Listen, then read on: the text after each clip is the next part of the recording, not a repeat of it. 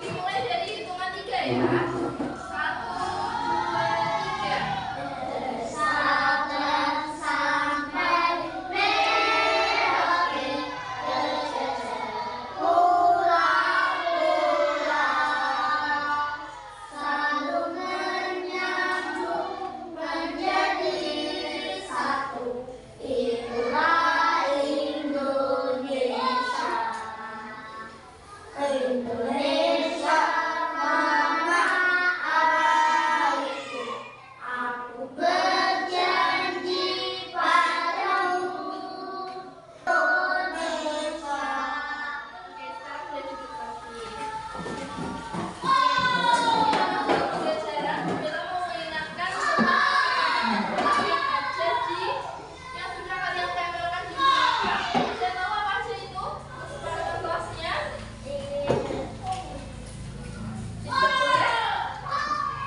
Tidak boleh makan di kelas, apalagi mendengarkan transparan, tidak berisik sendiri, tidak jalan-jalan ke meja temannya. Oke, kalau dia mau bertanya angkat tangan.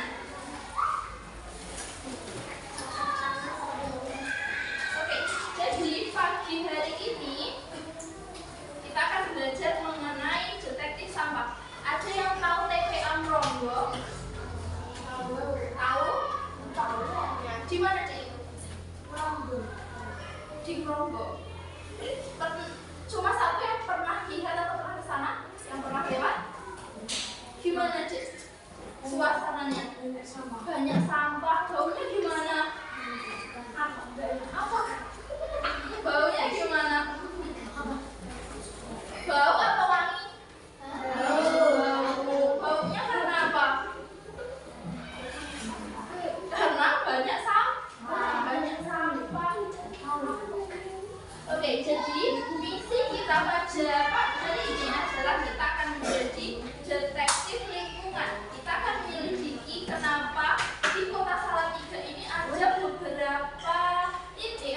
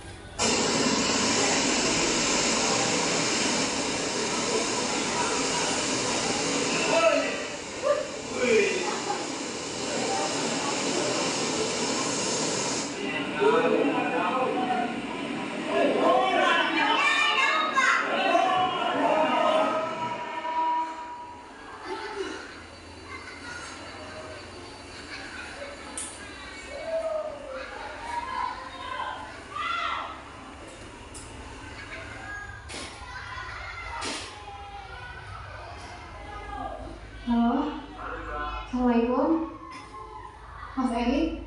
Mas Eri sekarang lagi di mana ya, Mas? Oh, nanti sore kita jadi ketemu gak ya, Mas? Habis maghrib? Oke. Iya, saya bisa kok, Mas. Iya, berarti nanti jadi ketemu ya, Mas ya? Ya udah kalau gitu, Mas. Assalamualaikum, Mas.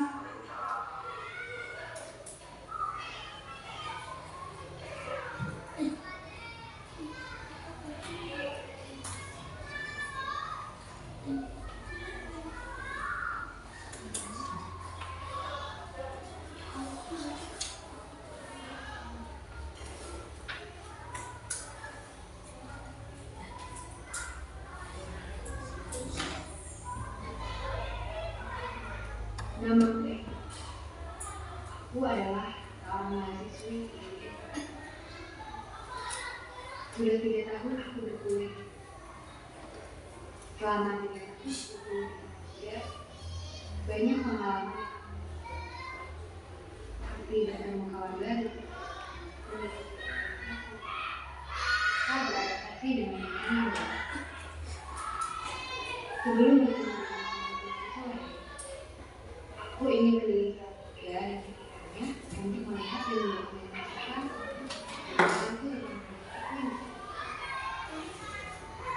secara garis besar. Salatiga adalah sebuah kota di provinsi merupakan sepenuhnya dalam kabupaten Surabaya.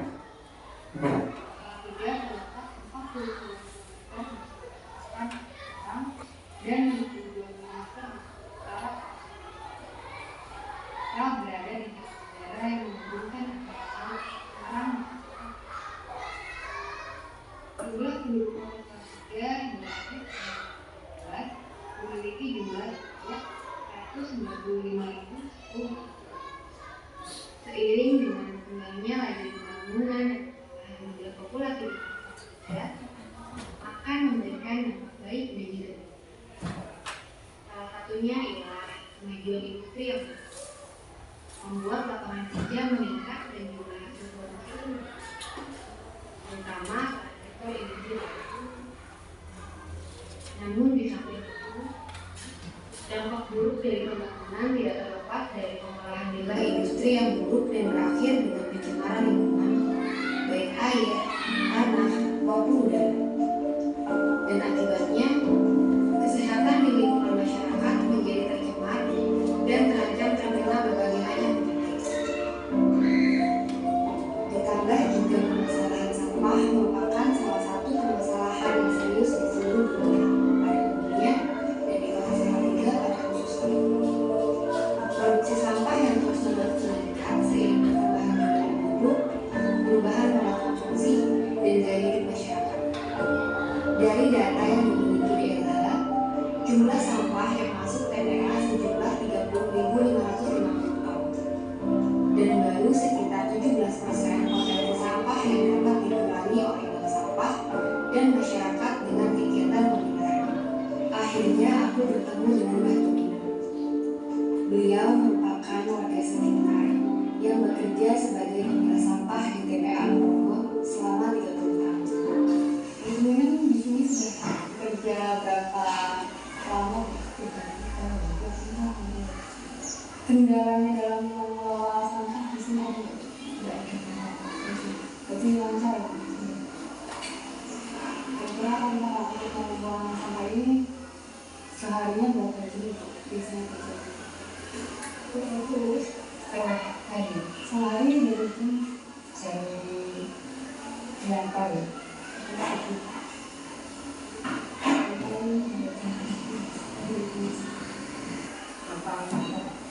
Maksudnya nggak ada makan nggak ada macamnya menjadi selama 30 tahun kira-kira peningkatan sampah yang datang itu naik apa turun? Naik.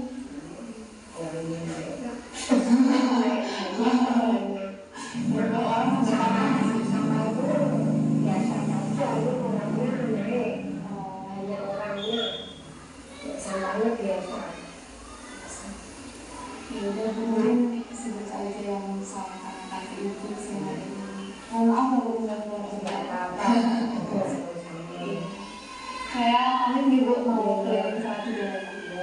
Pembangunan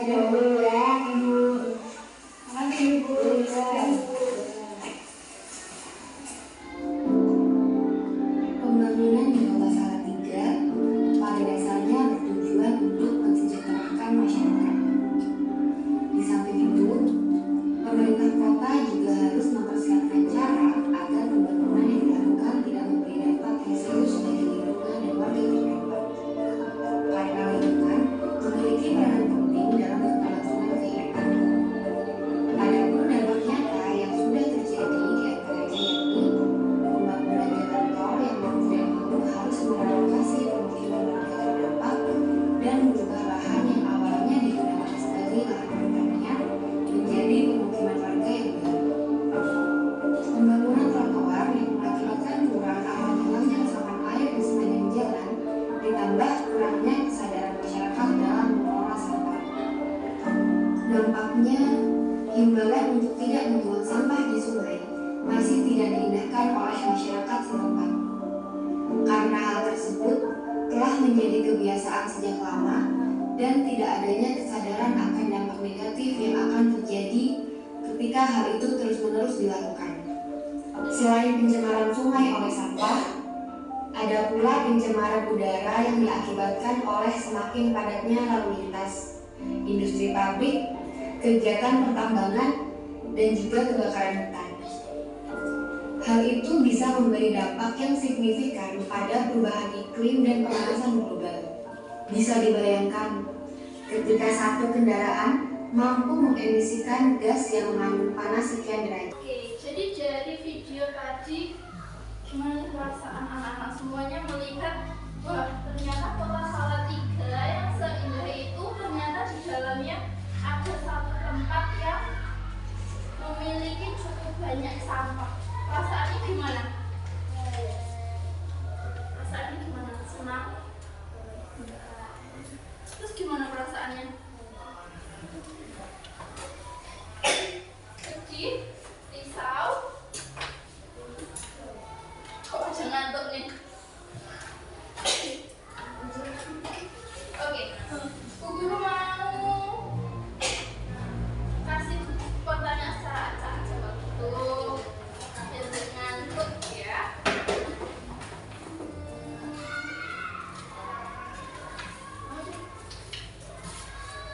Dari video tadi ada berapa macam pencemaran lingkungan yang kamu tahu? Yang dari video tadi pencemaran apa aja? Ada apa aja tadi? Pencemaran kita sampahnya ada di TPA mana sih? TPA mana? Meronggo ya betul. Tadi yang diwawancarai sama kakaknya yang ada di video itu namanya Mbak siapa? Mbak siapa? Mbak Tu? Ya Mbak Tumina tadi kerja di TPA Meronggo berapa tahun? 30 tahun. Oke, jadi dari video tadi kita lihat ada beberapa macam pencemaran lingkungan ya yang diakibatkan yang salah satunya oleh sampah. Jadi di TPA Meronggo ini kita lihat pencemaran lingkungan kita sampahnya menyebabkan pencemaran tanah. Jadi sampah ini yang kehujanan kemudian bercampur jadi satu itu meracuni kandungan di tanah jadi semakin tidak subur, kemudian juga berpengaruh terhadap kualitas air yang ada di sekitar sana. Yang ketiga, baunya itu menyebabkan pencemaran udara. Selain itu kita juga lihat di Kota Salatiga ini juga ada beberapa pabrik-pabrik yang berdiri. Nah, apakah pabrik-pabrik ini semuanya sudah melaksanakan sesuai SOP-nya? Belum tentu. Kita lihat ada beberapa pabrik yang menyebabkan yang pertama pencemaran udara. Jadi pernah nggak ya? Pas jalan di sekitar pabrik itu ada bau yang kurang enak. Pernah mencium? Nah, iya. Jadi ada beberapa pabrik ini yang menyebabkan polusi udara. Sekarang Ibu mau kalian menulis.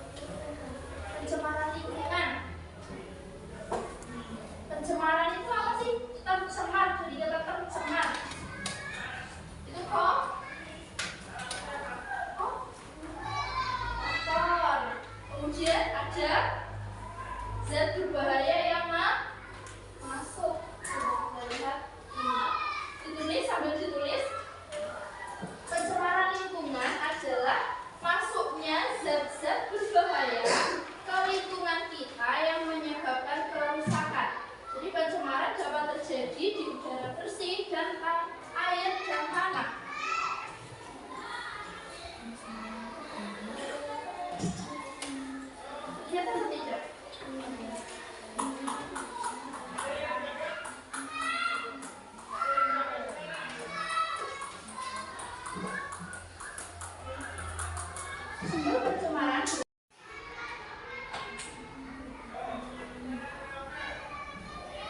Oke, sudah.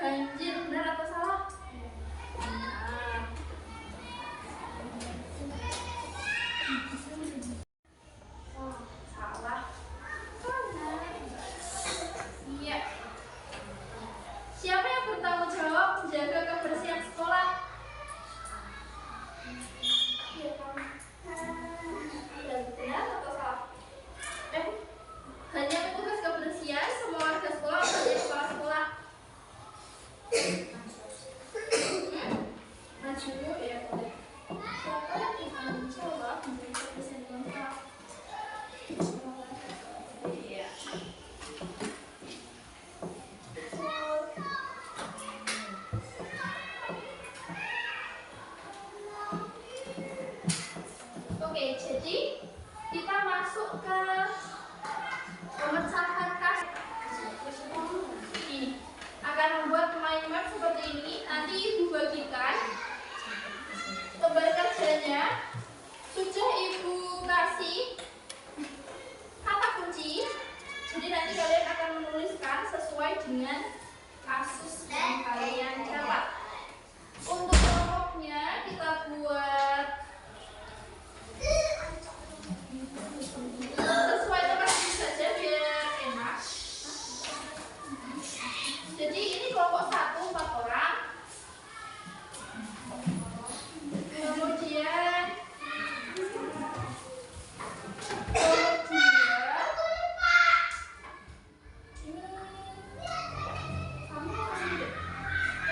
kelompok 2 4 ya.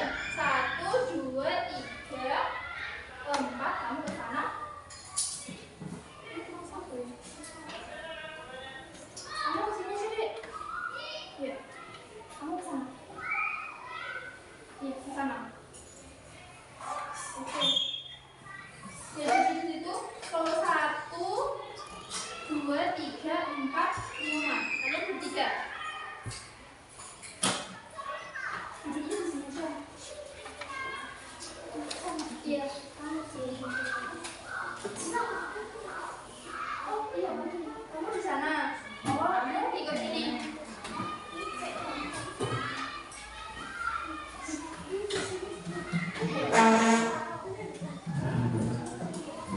Setiap kelompok nanti akan mendapatkan kasus yang berbeda.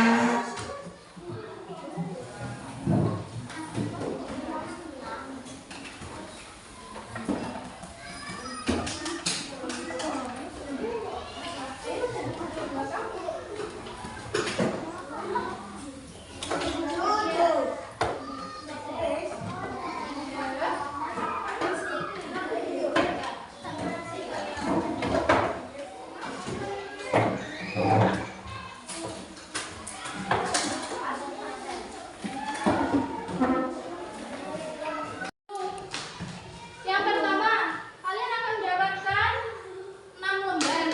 Halaman pertama kalian isi dengan nama kelompok. Jadi sudah tersedia nama kelompok dan nomor absen. Halaman kedua sudah ada tujuan pembelajaran dan petunjuk pengerjaan.